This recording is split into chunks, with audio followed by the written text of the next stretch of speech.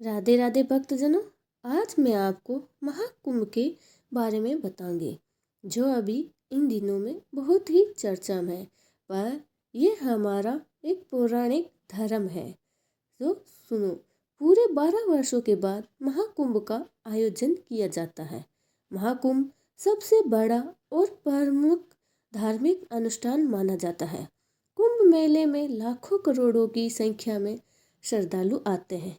कहते हैं कि जो भी व्यक्ति कुंभ स्नान कर लेता है उसकी सभी पाप मिट जाते हैं। इतना ही नहीं, उसकी सभी मनोकामना भी पूरी होती है।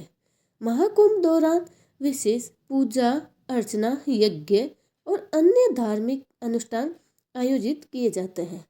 संगम नगरी प्रयागराज में 13 जनवरी 2025 पौष पूर्णिमा से महाकुंभ शुरू हो रहा है। तो चलिए अब जाते हैं कि महाकुंभ मेले के पीछे की कहानी क्या है। साथ ही जानेंगे महाकुंभ का धार्मिक महत्व क्या है। महाकुंभ से जुड़ी पौराणिक कथा। पौराणिक कथा के अनुसार जब देवताओं और असुरों के बीच समुद्र मंथन हुआ था, तब समुद्र मंथन के दौरान भगवान धन्वंतरि अमृत कुंभ यानी कलश लेकर प्रकट हुए थे। देवताओं के संकेत पर इंद्रपुत्र जयंत अमृत से भरा कलश लेकर भागने लगे और असुर जयंत के पीछे भागने लगे। अमृत कलश के प्राप्ति के लिए देवताओं और दैत्यों के बीच 12 दिन तक भयंकर युद्ध हुआ। माना जाता है कि देवताओं का एक दिन मनुष्य के 12 वर्षों के बराबर होता है। इस युद्ध के दौरान जिन जिन स्थानों पर कलश से अमृत की बूंदें गिरी थी, वहां कुंभ मेला लगता है। अमृत की बूंदें इन 4 जगहों पर गिरी थी, जिनमें से प्रयागराज, हरिद्वार, उज्जैन और नासिक। इन 4 स्थानों पर कुंभ मेले का आयोजन किया जाता है। महाकुंभ में स्नान करने से व्यक्ति के सभी पाप धुल जाते हैं। इतना ही नहीं, कुंभ में स्नान करने से मोक्ष की प्राप्ति भी होती है। इसके अलावा कुंभ मेला आध्यात्मिक ज्ञान, संस्कृति, आदान प्रदान और सामाजिक समरसता का भी प्रतीक माना जाता है। लोग आध्यात्मिक ज्ञान और मानसिक शांति के लिए भी कुंभ मेले में आते हैं। बता दें कि महाकुंभ में नागा साधु से लेकर अन्य अलग अलग बड़े बड़े संत पधारते हैं, जिनका आशीर्वाद लेने के लिए श्रद्धालु दूर दूर से कुंभ मेले में शामिल होने आते हैं। कुंभ मेले का कहाँ कहाँ लगता है। महाकुंभ मेला एक पवित्र समागम है जो हर 12 वर्ष में एक ही बार लगता है। इस दौरान करोड़ों की संख्या में श्रद्धालु एक साथ पवित्र नदी में आस्था की डुबकी लगाते हैं। इस साल प्रयागराज में लगे महाकुंभ को लेकर लोगों में एक अलग ही उत्साह देखने को मिली जा रही है। ऐसा हो भी क्यों ना। बताया जा रहा है कि 2025 का कुंभ पूरे 144 साल बाद लगा है। विद्वानों के अनुसार ऐसा बताया जाता है कि जब 12 वर्ष कुंभ पूरे हो जाते हैं, तब जाकर 144 साल वाले महाकुंभ का शुभ संयोग बनता है। यही वजह है कि इस बार के कुंभ में बड़ी संख्या में श्रद्धालु पवित्र नदी में स्नान करने के लिए पहुंचे हैं। लेकिन क्या आप जानते हैं कि कुंभ मेला कहाँ कहाँ लगता है? इसीलिए इस बार मैं विस्तार में बताते हैं। कुंभ मेले कुछ 4 स्थानों पर लगता है: प्रयाग, हरिद्वार, उज्जैन और नासिक। इस दौरान करोड़ों की संख्या में श्रद्धालु पवित्र नदियों में आस्था की डुबकी लगाते हैं। लेकिन अब सवाल यह आता है कि कुंभ मेले के आयोजन सिर्फ इन 4 स्थानों पर ही क्यों होता है? तो आपको बता दें कि इसी कहानी समुद्र मंथन से जुड़ी हुई है। कहते हैं एक बार राक्षसों ने देवता को हरा दिया था, जिसके बाद सभी देवता सहायता के लिए भगवान विष्णु के पास पहुंचे। तब भगवान विष्णु ने देवताओं को राक्षसों के साथ मिलकर समुद्र मंथन करने के लिए कहा। लेकिन जैसे ही समुद्र मंथन से अमृत का कलश निकला तो देवों और दैत्यों के बीच इसे पाने के लिए युद्ध छिड़ गया। कहते हैं यह युद्ध 12 दिनों तक चला था। इस युद्ध के समय अमृत कलश की कुछ बूंदें धरती के 4 स्थानों पर जा गिरी। यह स्थान वही है हरिद्वार, उज्जैन, प्रयाग और नासिक। इसीलिए इन्हीं 4 स्थानों पर कुंभ मेले का आयोजन किया जाता है, क्योंकि देवताओं का एक दिन पृथ्वीलोक के 1 साल के बराबर होता है। इसीलिए 12 दिनों तक चलने वाले संघर्ष के बाद संबंध में ही कुंभ का आयोजन हर 12 साल के अंतराल में किया जाता है। देवी देवता का और इस सभी धर्म के अनुसार इस महाकुंभ में होने वाले 6 शाही यह अमृत स्नान का जानिए महत्व है। मध्यकाल से जुड़ी हुई यह परंपरा कुंभ मेले में 6 तरह की शाही जिसे हम अमृत स्नान भी कहते हैं वो हमारे अब प्रयागराज में होगा। उसको हम क्या करना है क्या नहीं करना ये हम आपको विस्तार से बताते हैं, जो इसके बारे में आप जानिए कि ये क्यों होता है, इसकी क्या परंपरा है। कुंभ मेले का आयोजन किस स्थान पर कब होगा यह ग्रह और राशियों पर निर्भर करता है। कुंभ मेले में सूर्य, चंद्र और गुरु बृहस्पति ग्रह का विशेष महत्व होता है। जब सूर्य और गुरु एक राशि से दूसरी राशि में प्रवेश करता है तभी कुंभ मेले का आयोजन होता है और इसी आधार पर स्थान और तिथि निर्धारित की जाती है। प्रयागराज महाकुंभ में मकर संक्रांति के दिन पहले अमृत स्नान पर विभिन्न आंकड़ों के साधु संतों और सन्यासियों ने संगम में डुबकी लगाई थी। प्रयागराज महाकुंभ में मकर संक्रांति के दिन पहले अमृत स्नान पर विभिन्न आंकड़ों में साधु संतों ने और सन्यासियों ने डुबकी लगाई थी। कुंभ मेला सनातन धर्म के सबसे बड़े और सबसे पवित्र धार्मिक आयोजन है में से एक है, जो हर 12 वर्ष के बाद एक बार होता है। यह सिर्फ धार्मिक आयोजन ही न होकर खगोलीय घटनाओं से जुड़ी एक चित और पुरातन परंपरा में है, जिसे ग्रहों की स्थिति का विशेष महत्व होता है और इसी आधार पर इसका आयोजन है प्रयागराज में, जो 13 जनवरी से 26 फरवरी तक चल रहा है, जो अभी चल भी रहा है। मैं तो कहती हूँ आप लोगों को जाना चाहिए और इसका फायदा उठाना चाहिए। पता नहीं हमारे दादा परदादा कौन गए हैं कब गए हैं क्या पता, पर हमें मौका मिला है, हमें जाना चाहिए। महाकुंभ 144 वर्ष बाद आया है, तो ये धर्म की चीज है जो हमें मिली है। शायद अगली बार आएगा तब हम जिंदा ना रहे, पर इसका फायदा उठाना चाहिए। सूर्य, चंद्रमा और ग्रह बृहस्पति ग्रहों की स्थिति के आधार पर कुंभ का आयोजन होता है और इसी आधार पर स्थान का निर्धारण भी होता है। कुंभ मेले का आयोजन 4 स्थानों पर होता है। प्रयागराज, हरिद्वार, नासिक और उज्जैन में होता है। इस आयोजन की 4 श्रेणियां हैं: कुंभ, अर्धकुंभ, पूर्ण कुंभ और महाकुंभ। कुंभ 12 साल में एक बार 4 जगहों पर हरिद्वार, नासिक, उज्जैन और प्रयागराज में बारी बारी से आयोजित होता है। महाकुंभ में आज पहला शाही स्नान है। सबसे पहले महानिर्वाणी आंकड़ों की पवित्र डुबकी। महाकुंभ का पहला अमृत स्नान अद्भुत अवतारों में दिखे नागा साधु। महाकुंभ के पहले अमृत स्नान में अब तक 1.33 करोड़ ने लगाई डुबकी। 17 श्रृंगार कर संगम पहुंचे नागा साधु। अर्धकुंभ का आयोजन सिर्फ प्रयागराज और हरिद्वार में ही होता है। इन दोनों जगह पर 6 साल में एक बार अर्धकुंभ का आयोजन होता है और पूर्ण कुंभ का सिर्फ प्रयागराज में हर 12 साल में एक बार आयोजित होता है। महाकुंभ एक दुर्लभ आयोजित है जो 12 पूर्ण कुंभ के बाद यानी कि 144 साल बाद आता है। इसीलिए इस आयोजन को महाकुंभ कहते हैं। यह सिर्फ प्रयागराज में ही आयोजित होता है।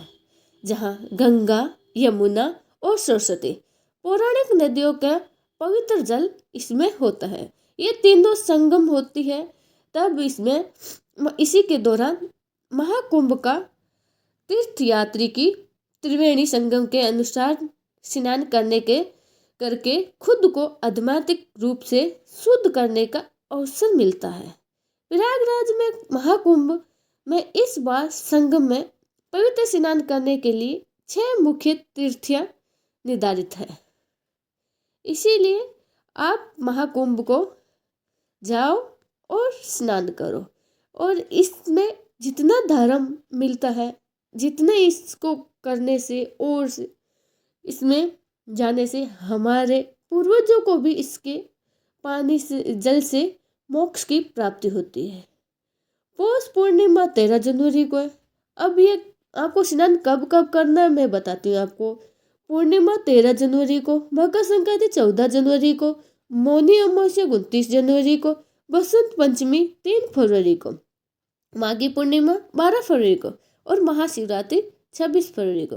मान्यता है कि इन तिथियों पर गंगा, यमुना और सरस्वती पौराणिक के त्रिवेणी संगम में स्नान अनुष्ठान करने से आत्मा शुद्धि होती है, पापों का प्रायश्चित होता है।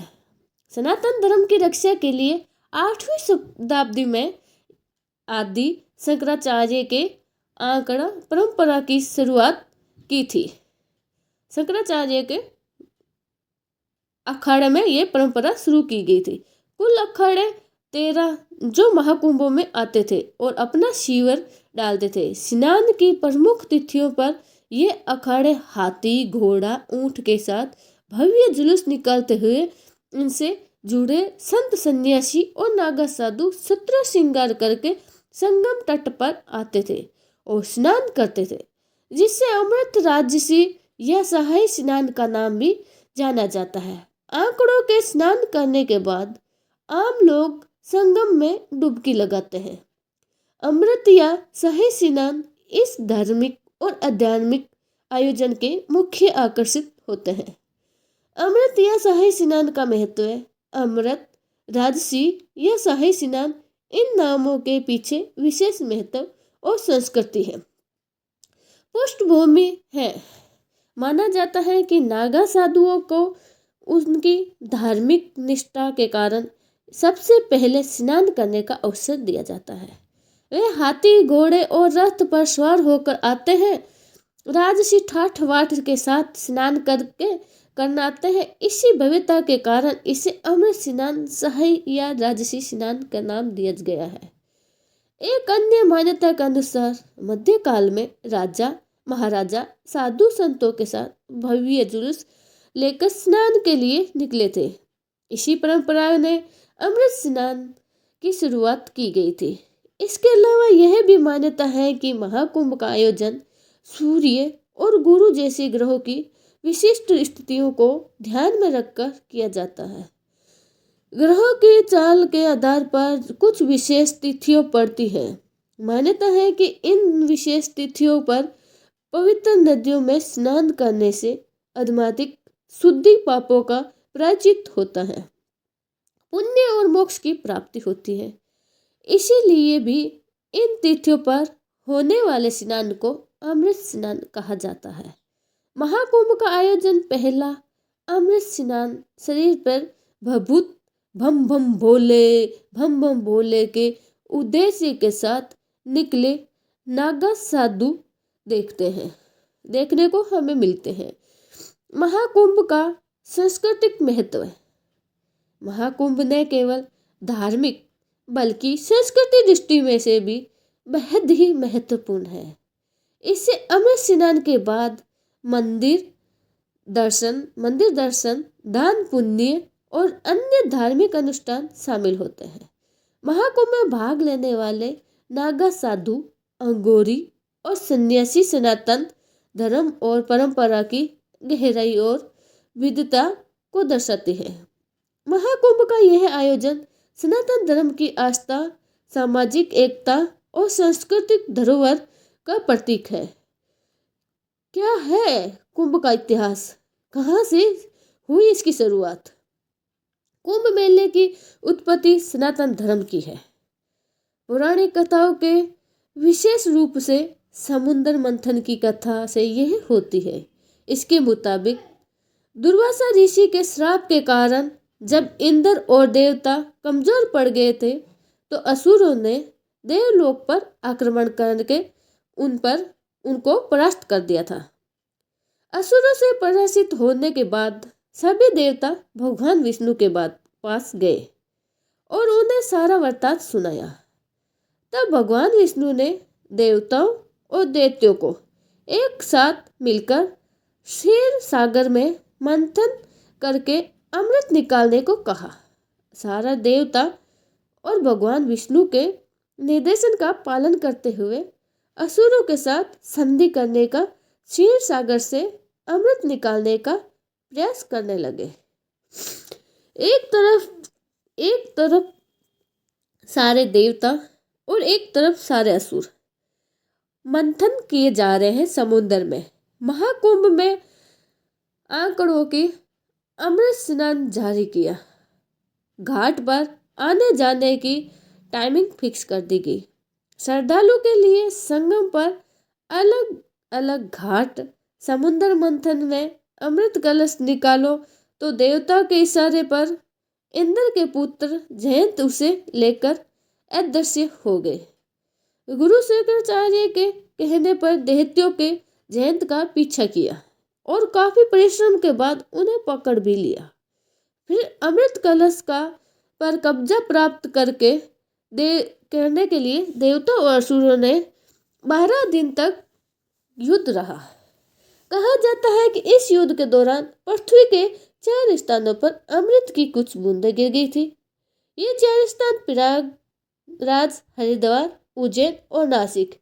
इसीलिए इन्हीं चारों जगहों पर कुंभ का मेला आयोजन होता है।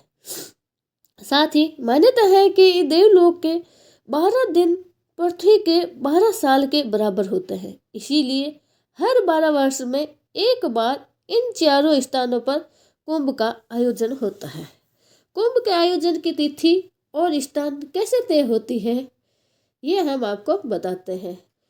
कुंभ मेला का आयोजन किस स्थान पर होगा, कब होगा, यह ग्रह और राशियों पर निर्भर करता है। कुंभ मेले में सूर्य, चंद्र और गुरु बृहस्पति ग्रह का विशेष महत्व होता है। जब सूर्य और गुरु एक ही राशि में दूसरी राशि में प्रवेश करते हैं तभी कुंभ मेले का आयोजन होता है और इसी आधार पर स्थान और तिथि निर्धारित की जाती है। जब गुरु बृहस्पति वृषण राशि में प्रवेश करते हैं और सूर्य मकर राशि में, तब कुंभ मेले का आयोजन प्रयागराज में गंगा, यमुना और सरस्वती पौराणिक के संगम पर होता है। जब सूर्य मेष राशि और गुरु कुंभ राशि में प्रवेश करते हैं तब कुंभ मेले का आयोजन हरिद्वार गंगा नदी के किनारे पर होता है।